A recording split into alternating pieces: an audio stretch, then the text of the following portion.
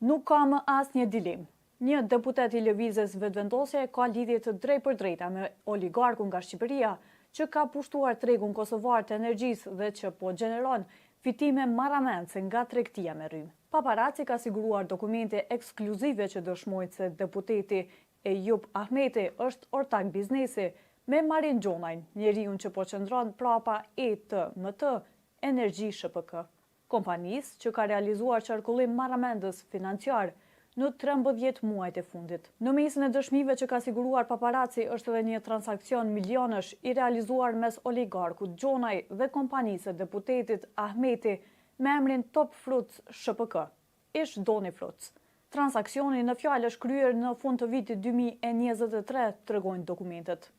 E për 1.3 milion euro oligarku Gjonaj bleu 50% të aksioneve të kompanisë Top Fruits SHPK nga Burim Ahmeti, djali i xhaxhait të deputetit Ejup Ahmeti.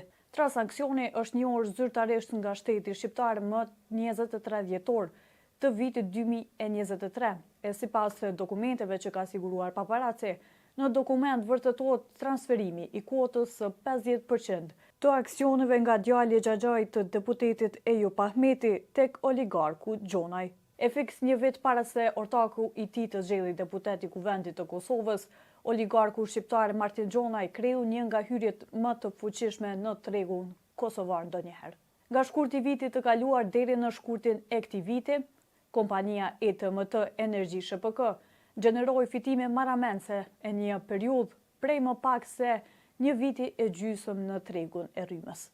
Vetëm në 13 muajt e fundit në xhirollogarit e kompanisë rrodhën rreth 27 milion euro, e themeluar në këtë dekadë dhe me vetëm një punëtor të regjistruar zyrtarisht.